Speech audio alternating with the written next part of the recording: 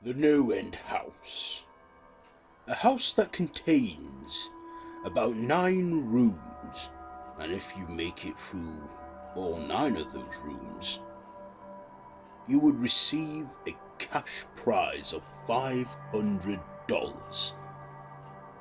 That's what one former college student named David had been told by a friend of his called Peter, who was a drug addict. Curious to see this no-end house, he decided to go and venture out there himself. The house was out of town, and he found the place. Walking up to it, he opened the door. Inside it looked like a hotel lobby and a corridor of doors. He saw what looked like a Halloween prop saying, "Room 1, this way." Entering the room, he found that the room was basically decorated to look like a Halloween display, with animatronic zombies and ghost sheets and light-up pumpkins and fake webs. Something you'd basically find in a Halloween store. He made his way through the room, and there he saw the next door with a number 2 on it. He entered that room, and inside was a mist with a cheap, spooky jingle playing like it was on a loop, with battery-controlled rats that went across the room. The first 2 rooms were easy, but it was by room 3 where things started to take a dark turn. He entered room 3, and inside was just a room. A plain room with a chair and a small light that just lit up the place. Finding it very unsettling, but not seeing his own shadow. For a while David was unsettled and had a sense of nerve in him, feeling an unpleasant feeling. However, he saw the door that had a number 4 on it, and he entered that, and in that room was total darkness, each door closing behind him. He was just in a dark, empty room. So dark he couldn't even see the hand he placed in front of his face. That is when he felt a sense of dread and fear. Now, as an adult, he was not afraid of the dark, but at this point he was terrified. He, however, heard a humming noise, very faint. At this point, more worried about what they had in store for him, he managed to find his way across the room, and then found what was a door with a number 5. He entered the room, and inside that room, it was like a woodlands. Trees everywhere, the ceiling, if there was one, just being tall. Walking around, he could hear wildlife, birds singing, bees buzzing. He even felt mosquitoes on him. At first he had the odd one and he swiped it off, and then more started to appear, to the point where it was driving him insane.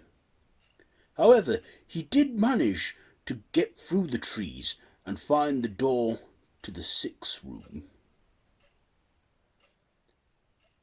Finding his way into the room, the door closed. The mosquitoes basically gone, as it was all in his mind. He knew at this point the house was testing him. The house was messing with his mind, wondering if his former friend Peter had gotten this far. but in the 6th room it was just a small, soundproof room. Looking around for the next door, he then heard a voice saying, "Are you okay?" Turning around in dread and fear, he saw a little girl with long blonde hair, blue eyes, pale white skin, and a white dress down to her ankles. And that was the most horrifying, most terrifying thing he had ever witnessed before. Because at the same time he also saw this inhuman-like creature that was tall. His feet basically hooves, and tall, naked and hairy. Looking up at the head, he saw that it was like the head of a ram that had the snout of a wolf. Thinking, could it be the devil? At this point, it might as well have been for him. Yet he saw the girl and the demon, both at the same time, both being the same entity in 2 forms at once. He started to scratch his way through the doors, just scratching and scratching and scratching, till the nails on his fingers were filed down to his skin. Eventually, scratching a rectangular mark into the wall, a number 7 appeared. It was the 7th door. At first very reluctant to do so, but he opened it anyway, and there he was outside. Not like the 5th room, he was actually outside and was free. Not caring about this cash prize that he was told. He then made his way back to his car and back to his home. Relieved and happy, thinking he's going to have a sleepless night, he had a shower and even saw his pet cat. Going up to the cat to pet it, he was happy to see it. The cat just hissed at him and scratched. Thinking the cat's old and it was probably, distressed or disturbed, he then decided to go downstairs and make himself something to eat in the kitchen. But that is when he found something in there. In the middle of the living room were 2 bodies. They were his parents, just laying in a pool of blood, mutilated, with their limbs removed and placed next to their bodies, with their heads also placed on their chests, looking right at David. The most unsettling part, of course, was the facial expressions, as they were just smiling at him. Then, all of a sudden, a door that was not there before had appeared, and written in blood on that door was the number 8. He knew at this point that he had never left the house. He was still there, and he was in room 7. Horrified with what he had seen and what he's experiencing, with great reluctance, he'd managed to grab hold of the doorknob and turn it, where he entered room 8. And in that room, as the door closed and disappeared, he saw a small box room, and in it a chair, and on that chair was another person sat. The person resembled David. In fact, it was David, exactly him down to the last detail. Sounded like him, looked like him, was him in every way, only he had a number 9 on his chest.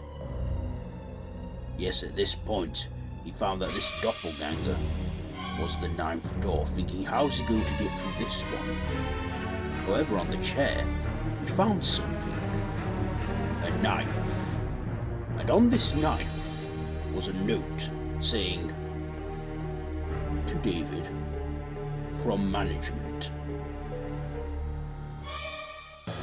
At this point, with all his sanity fading away, and the recurring humming noise he kept hearing,